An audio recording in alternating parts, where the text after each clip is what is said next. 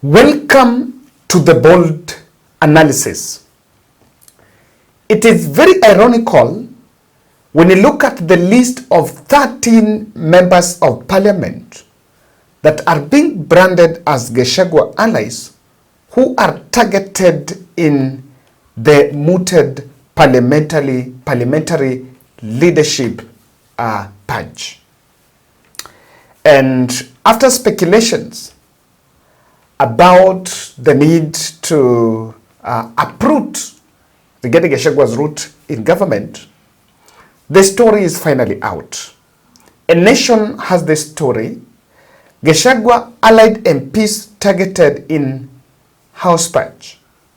I want us to look at this story keenly. Who headlines this story? And what exactly is wrapped in that parliamentary leadership change? I want to say for the record here, it is not true that the changes that are being effected are only being effected to uproot former DP's allies. And I want you to look at the names here, because these names, when you look at these names, you'll actually buy the understanding that it is not probably true that it is all about that incident, that political robbery that happened last 2 weeks. Kiharu Member of Parliament Ndindi Nyoro, who decided to sit out of that parliamentary process, is amongst 13 lawmakers targeted for ejection from the influential committee leadership as President William Ruto and their Kenya Kwanza alliance with a broad-based sibling Azimio cracks the whip against disloyalty in the looming shake-up that will firm up their grip in parliament. And when politicians speak about loyalty, where do you breach loyalty? At what point do you breach loyalty? And let me use it in most, let me simplify it. If today the president calls you and asks a minister that I want you to go and put poison, ensure that your docket, maybe deploy police in a place so that some 10 people are killed, and you know it's against the law, do you tell him, Mr. President, I can't do it? Do you walk away? Or because you are loyal, you just do it? I think in circles, in leadership, loyalty at some point needs to be defined, and we need to create those limits. Apart from the human limit that you can make as a human being, I think we need to have a corporate limit to loyalty, because otherwise so many people are being hanged, are facing the hang just because of misconstrued loyalty. The committee chairs targeted, and what is chaired are the chairs of committees targeted for removal, are viewed as those against President Ruto. And why would the president have an interest if a chairman of a committee is not supporting him in parliament? Why would he? Others have been accused of not appearing in the National Assembly on 8th October 2024 to vote for the impeachment motion against the DP, contrary to their party position on the matter. This allegation cuts across both ODM and Azimio. Now, what puzzles me here is an MP is being reprimanded for not appearing in parliament to vote on that impeachment, including Babu Owino, while Oscar Sudi and Didimas Baraza have all been going public and saying They don't go to parliament. And they only appear in parliament when they are needed. And I think on several occasions in the past, Speaker Moses Wetangula had even complained that some MPs were not going to parliament. Now, they've never been asked, they've never been summoned, but this matter, they're being shown the door. So, amongst those who didn't appear in parliament on that day is Ndindi Nyoro, Babu Owino, who are critical politicians. If you look at those two camps, they're critical politicians, both on UDA, from the UDA and ODM side. I understand this parliamentary leadership change was mooted after that meeting between the president and Ichung'wa. Sources within Odinga's political circle have hinted that ODM MPs will benefit from the impending change, including other President Ruto's allied MPs who are believed to have been sidelined. So MPs who supported it are the ones that are putting pressure on the president that why should others hold parliamentary positions if as we risked our political, our constituency, our popularity in our constituencies to vote on that position. And throughout it, Ndindi Nyoro failed to give his position on that move. Nyoro chairs the powerful Budget and Appropriations Committee that plays a critical role in approving budgetary allocations to various government ministries. Now, after appearing to be close to the president, one of the Homa Bay Town MP, Opondo Kaluma, is amongst some of the ODM politicians that is gunning, that is being lined up for Ndindi Nyoro's position. And I think it will be disastrous if the president takes a position that is being held by a Mount Kenya MP and gives it to an ODM MP from Nyanza. I don't know the rationale behind it, but probably I will unravel that. The other, other than Nyoro, the other committee chairs targeted in the bloodbath include vocal Githunguri Member of Parliament Gathoni wa Mushomba. She chairs the Constitutional Implementation and Oversight Committee. This is a very powerful committee, and despite the fact that she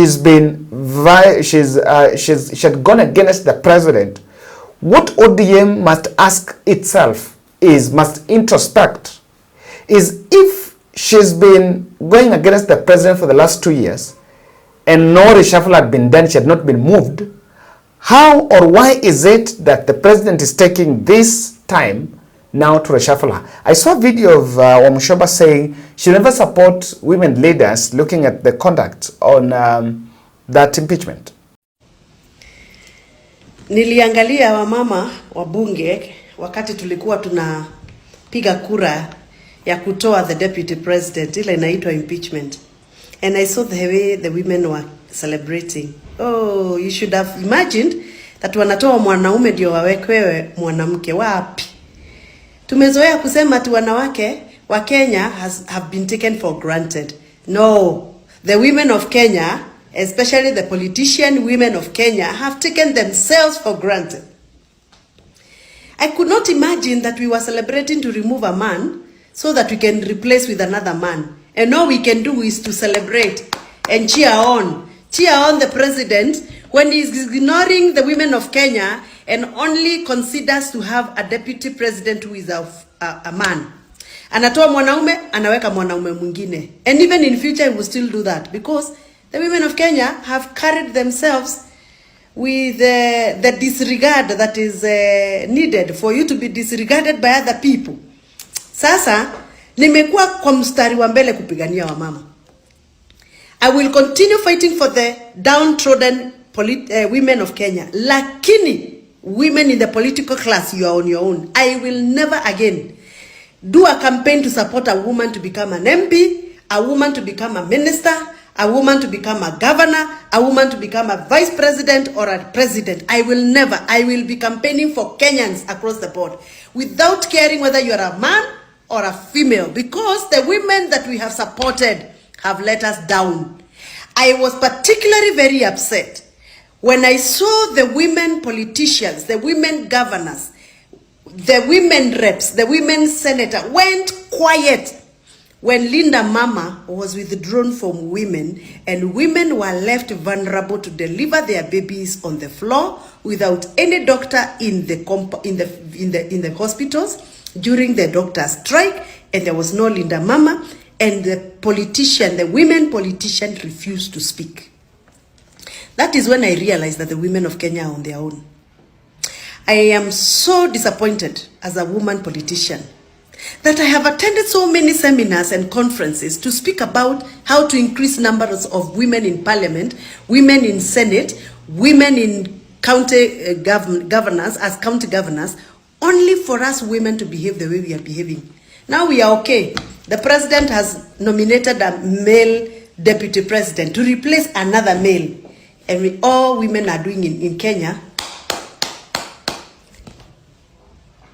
Nione na nisikie mtu akiniambia nifanye kampeni ya kusupport wa mama. Nimechoka na hiyo title ya women for women, when women political class don't care about the downtrodden women. The other one is Ndia Member of Parliament George Kariuki. George Kariuki chairs the Transport and Infrastructure Committee, and their Embakasi North counterpart, Jones Gakuya, who chairs Trade, Industry and Cooperatives. Also targeted are Emurua Dikir MP Johanna Ngeno, Housing, Urban Development and Public Works, Mwala legislator, and I'm going to say something about Emurua Johanna Ngeno. Mwala legislator Vincent Musyoka, Energy, is also facing removal. Kifirifiri MP Wanjiku Muhia, I was in her constituency in Miharati. That's where we did that project. She's in charge of regional integration. Kitui East lawmaker Nimron by public petitions. This is Wiper. Kariuki Mbiu of Mara Tourism and Wildlife. Majority Leader Kimani Chungwa, who chairs the National Assembly, the Majority Leader in the National Assembly, who chairs the Committee on Selection that is in charge of the constituting House committees, is declined responding to media queries on this. And I want you to get the position. The person that chairs the Committee on Selection, committee that is in charge of constituting the House committees, is the Majority Leader. So he has a say, of course, majority in consultation with the minority. Emurua Dikir is the Member of Parliament from Rift Valley who was being leaked, who the media was reporting that had a long meeting with the Deputy President at a hotel in Kisumu, and then the day that the House NIS was being blamed of plotting something against Rigathi. However, Kimilili MP Didmas Baraza was categorical that the change, including reorganization of committees, is inevitable because the broad-based government that is now being, the BBG that is now being fronted by the president, has to be reflected within the leadership of the House committees. Some of the lucrative committees, and look at this list, some of these lucrative committees that are being targeted are the Budget Committee, chaired by Ndindi Nyoro, Energy, Transport, Housing and Trade are some of the most sought out committees by the legislators. Baraza says that reorganization of the House committees was informed but recently concluded Naivasha retreat that assessed the performance of, among others, committees. So they want to now allude that during the meeting that was a retreat that was held in the retreat that was held in Naivasha, this is where the decision to change House leadership was sorted. Now, what exactly is is at stake? What exactly do Ruto want to achieve with that change? Kimani Ichung'wah and Ruto. And in fact, I want to say here for the record, the current chemistry between Ruto and Ichung'wah is one that is a poison chalice. And the earlier the president's team will realize, Sudis will realize, it will be too late. What exactly is at stake? Because Rigathi has gone home silently, no problem. I don't know what his allies are now supposed to do, because life has to move on. They've said life has to move on. Why would we have such a change? There is the Ichung'wah factor in that House leadership changes. And let me pull it from here. In the run-up to 2022 general election, there were 3 frontline leaders, young leaders in Mount Kenya, that were in the front line on who was powerful. This was Ichung'wah, Ndindi Nyoro, and Rigathi Gachagua. Rigathi Gachagua was picked as the running mate. Kimani Ichung'wah, majority leader in the National Assembly.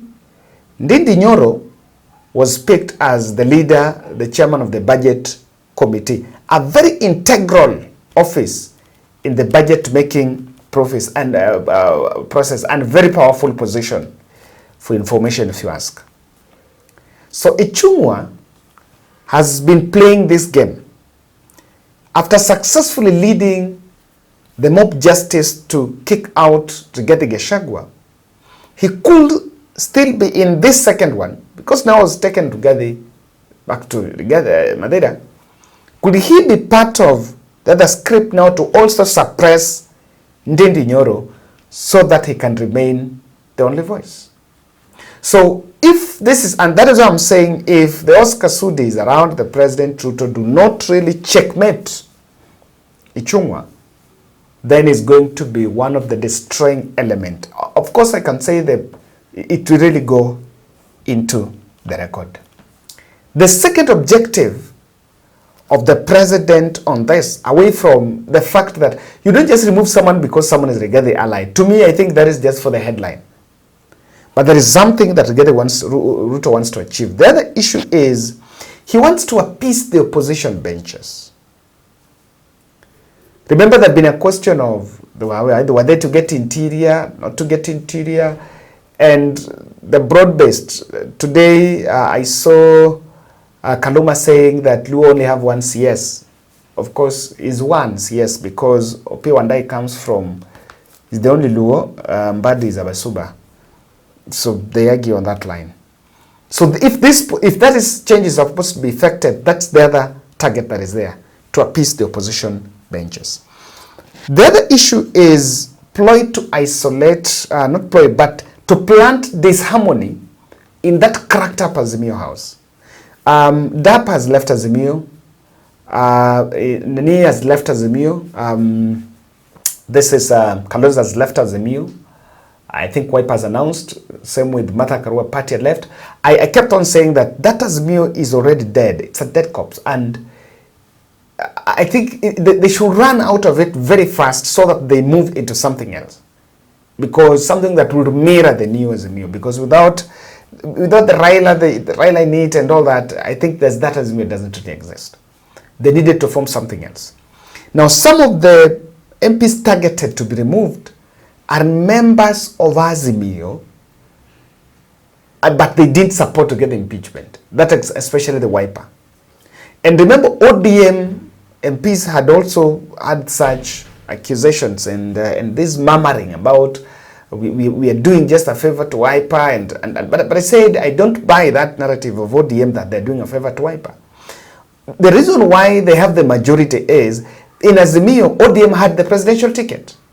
So the part with the presidential ticket is normally most attractive, even on other positions. If Wiper was the presidential candidate, I'm very sure Wiper would have got some 2 or 3 MPs, even in the larger Western region.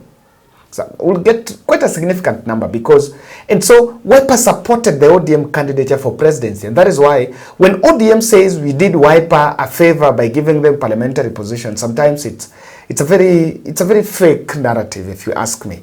It's something that's just not well thought out. But if you just argue politically, you will agree that it's not that Wiper did a favor to ODM. ODM had that ticket, and that's why they had those numbers. So, and they've been planning for long to kick out Wiper from some lucrative parliamentary positions that were negotiated under the House of Wiper, under the House of Azimio, so that they can take up. But I think that's a very greedy direction that the ODM will take. And one thing that President Ruto will want, that is what he would want to happen, so that Azimio disintegrates. And you create that disharmony between those constituent parties within the former Azimio coalition. Uda is crumbling down, and I think, if you ask me, I think it's just part of alignment so that, things can work the right direction. I really dare, and I really wish that this is the time to go against the grain. Take the risk. In Mount Kenya, if you can take the risk and go against the grain, enda kwa Rigathi, kama unaweza. Go to Nyanza, go against that grain. At the end of the day, time is coming, Raila will exit the stage. Yes, he will exit the political stage. And so, if you're Babu, and you can take your path with pride, go with it. At the end of the day, the paradigm shift will happen. The change in the space will actually happen someday, sometime. But you can also tell me, what do the ruling party or the government achieve, Kenya Kwanza government achieved? What do they intend to achieve by expelling some of these 13 MPs? Thank you. It's Penina Nyambura. This was huyu ndio Shosh, alikuwa peke yake, and let me just tell you how we provided solutions there. Huyu shamba alikuwa naisha alipewa, yes, they were given those allotment letters. But apparently nyumba alijengewa ilishanguka. So the grandchildren ndio walikuwa nyumba zao zilikuwa ziko hapo. So she was just using a makeshift structure. Now what would happen is when the grandchildren come, alisema she feels unsafe or she feels like anawafinyilia. Now she has to leave and go back to that kitchen, which is now the house yenye alikuwa amejengewa. So this house we built for Nyambura, she will use it alone, peke yake, and she was very happy. And may God bless you. Now, that is Penina Nyambura. This other one is Alice Kamande. But then apparently Alice akona watoto 6, she told us. Akona watoto 6. Some, there is only one, yule mwenye meona pale, tulikuwa na yeye. I think I showed her in the video. But the others awako there, and what she could not directly say, but we also gathered kwamba alcohol and illicit brew, it's a big problem. So she's also gotten that place. Malikuwa nalala ni kwa nyumba kingine kadogo ya mbao, and it was also destroyed. So she's got another one, and then the last one is Mzee Njuguna Munyu. Yeah, Njuguna Munyu. This one here. Yeye pia anaishi peke yake actually in that home. Yes, anaishi peke yake. And he was telling me, yeye ndiye alikuwa ananiambia hana choo. Yeah, so I tried telling some people there, nimeona huko wameweka stima. At least the local community sasa wale ambao the MCA there are trying to get contact, awajenge mzee show, ajenge mzee choo. Yeah, na pia ikewe maji so that mzee apate usaidizi. But if one of you will be willing, I can be able to directly link you so that unaweza jengea mzee choo. Yeah, hiyo ndio shida pekee sasa yanabaki nayo. But of the house, he's gotten a house. And thank you, we've made an impact. That for sure, guys, I can tell you, we've really made good impact. If you want to partner with Granny Care in future, the number is there. And I want to tell you, Granny Care is the symbolic, the flagship project of the Bold Network. God willing, we are going to register it to a full foundation. We are in that process.